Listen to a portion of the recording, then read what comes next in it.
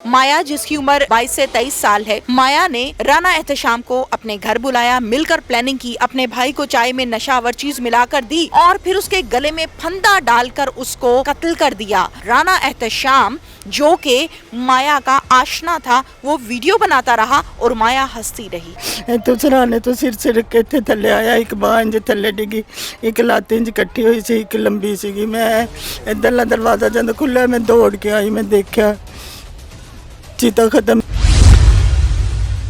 Urdu point की videos देखने के लिए हमारा चैनल सब्सक्राइब कीजिए और बेल के आइकन पर क्लिक कीजिए ताकि आप हमारी तमाम आने वाली वीडियो से बाखबर रह सकें। उर्दू पॉइंट से मैं हूं आपकी मेजबान तहमीना शेख। नाज़रीन, आज की हमारी क्राइम स्टोरी है माया नामी लड़की पर। माया, जिसकी उम्र 22 से 23 साल है। माया का एक भाई है जिसका नाम है चीता और माया एक मेडिकल लैब में जॉब करती थी जिसके मालिक का नाम है राना एहतशाम। माया और राना एहतशाम की दोस्ती हो गई, तकरीबन 3 से 4 साल हो गए इस बात को। ये दोनों शादी करना चाहते थे।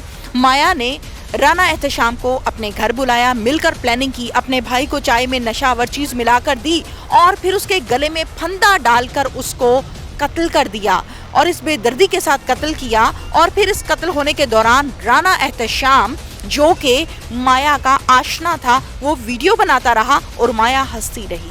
उसी जगह पर मैं आपको लेकर चलूंगी जिस जगह पर ये फांसी दी गई है, ये कत्ल किया गया है।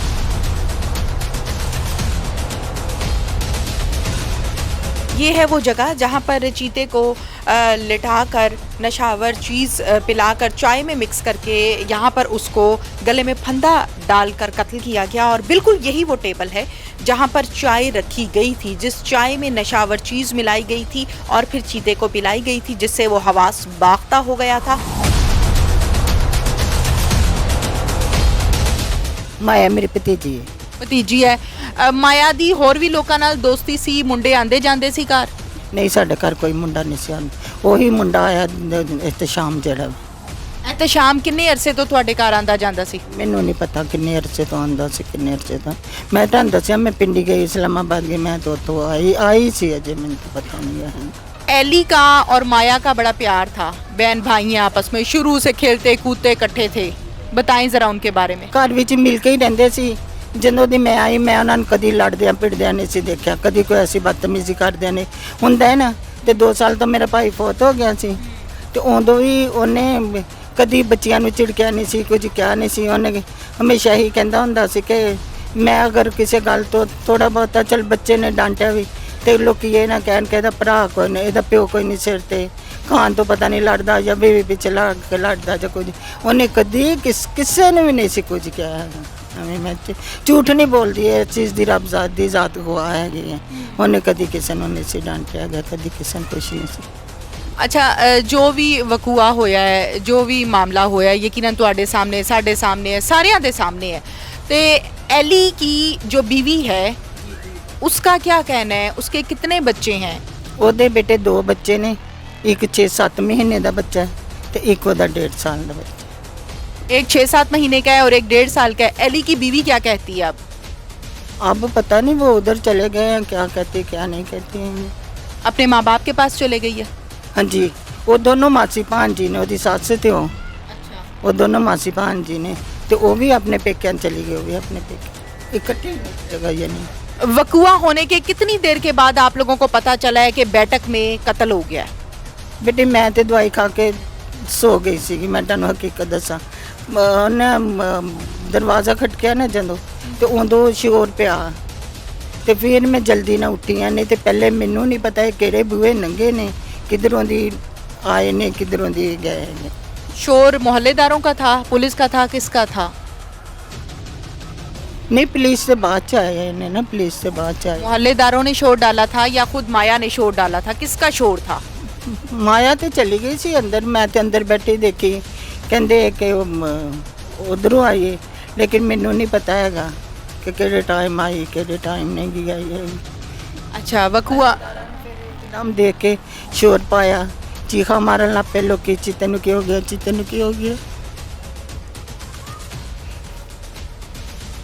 फिर उसके बाद फिर ਉਹਨੂੰ ਲੈ ਗਏ ਹਸਪੀਟਲ। ਇੱਥੇ ਡਾਕਟਰ ਨੇ ਆ ਕੋਨੇ ਤੇ ਜਿਹੜਾ ਹਸਪੀਟਲ ਉਹਨਾਂ ਨੂੰ ਬੁਲਾਇਆ, ਉਹਨਾਂ ਨੇ ਵੀ ਦੇਖਿਆ ਦੁਖਿਆ। ਮੈਂ ਵੀ ਆ ਕੇ ਦੇਖਿਆ, ਮੈਂ ਉਹਦੀ ਨਬਸ ਨੁਬਸ ਟੋਈ, ਹੱਥ ਦੇਖਿਆ, ਚੁੰਮਿਆ। ਮੈਂ ਕਿਹਾ ਚੀਤੇ ਚੀਤੇ ਬੋਲ, ਚੀਤੇ ਬੋਲ।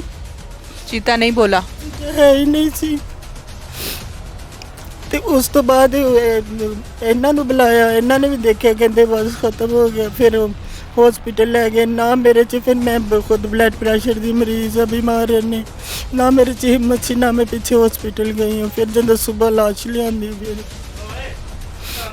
ਲੇਕਿਨ ਪਤਾ ਸਾਨੂੰ ਉਦੋਂ ਹੀ ਲੱਗ ਗਿਆ ਸੀ ये चीता नहीं रहा। ਚੀਤਾ ਨਹੀਂ। चीता का वालिद पहले ही नहीं है। 2 ਸਾਲ ਹੋ ਗਏ ਮੇਰਾ ਭਰਾ ਫੌਤ ਹੋ ਗਿਆ ਹੈ। ਯਕੀਨਨ ਬੱਚਾ ਤੁਹਾਡੇ ਹੱਥਾਂ 'ਚ ਪੈਦਾ ਹੋਇਆ, ਵੱਡਾ ਹੋਇਆ, फिर जड़ा वकूआ होया, बर्दाश्त नहीं होता इंसान से, नहीं होता बर्दाश्त। क्या कहेंगी अब आप?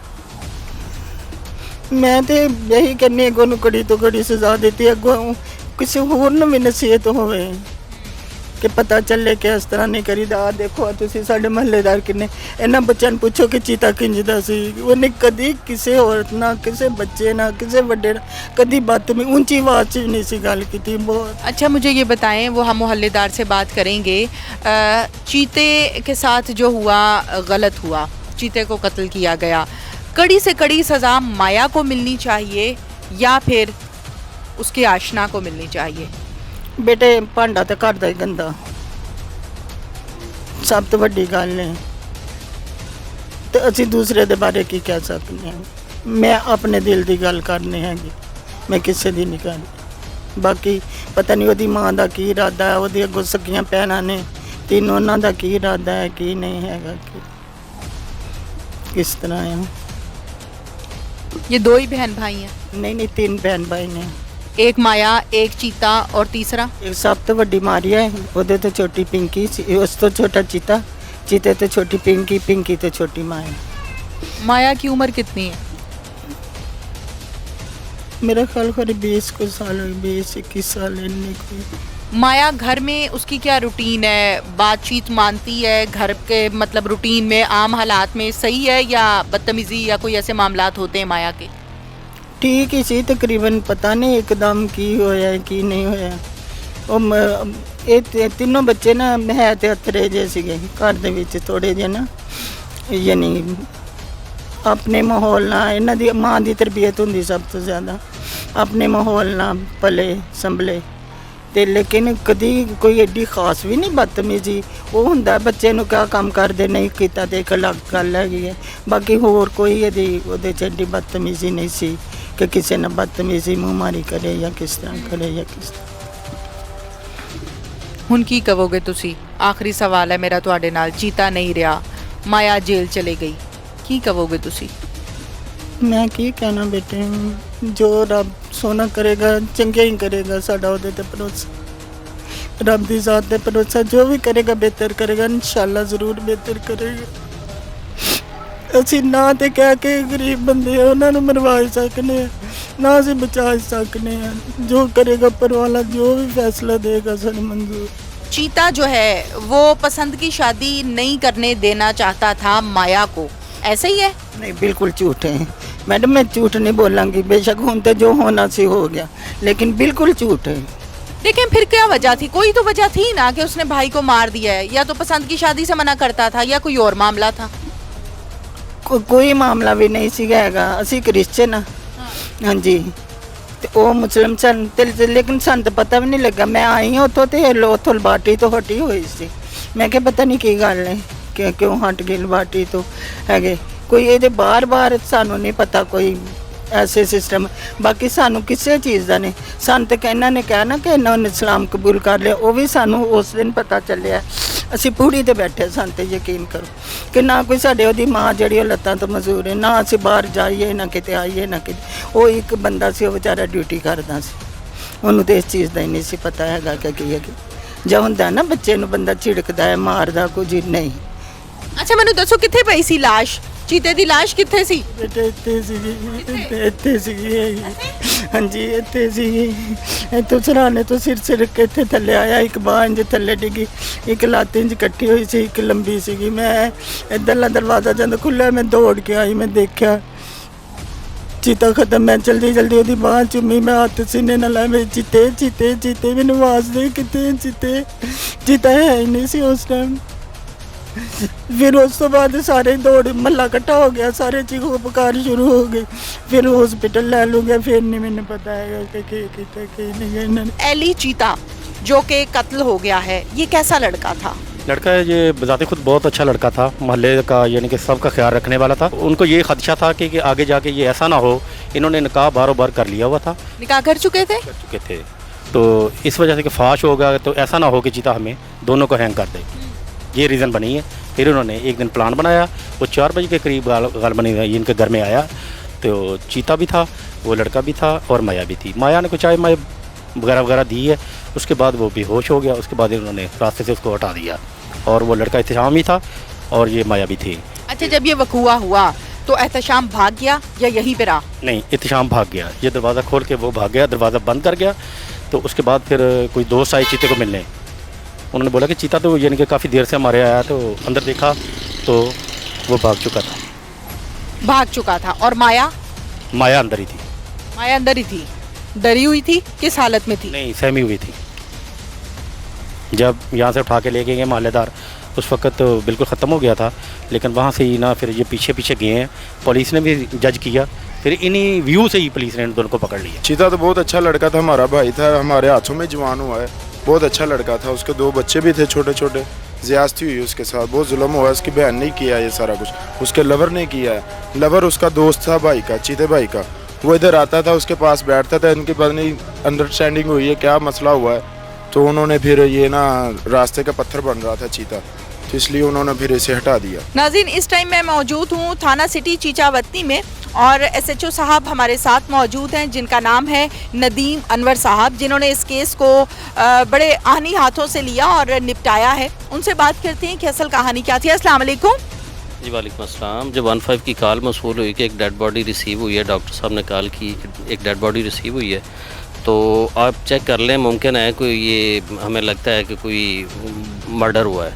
तो हमने जाके देखा तो फिज़िकली बज़ाहिर उसके ऊपर कोई वायलेंस का निशान नहीं था। हमने पता किया तो पता चला कि ये बिल्कुल ठीक था, नॉर्मल था।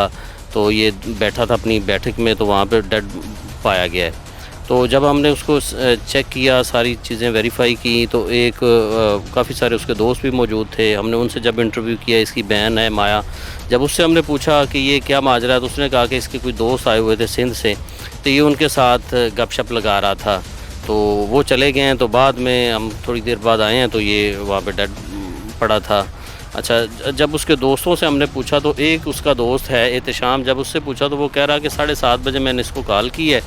तो मैंने पूछा, यार अली आप कहाँ पे हो? तो उसने बताया कि मैं घर हूँ। उसने कहा कि मैं भी आ रहा हूँ, तुम चाय बनाओ, मैं आ रहा हूँ।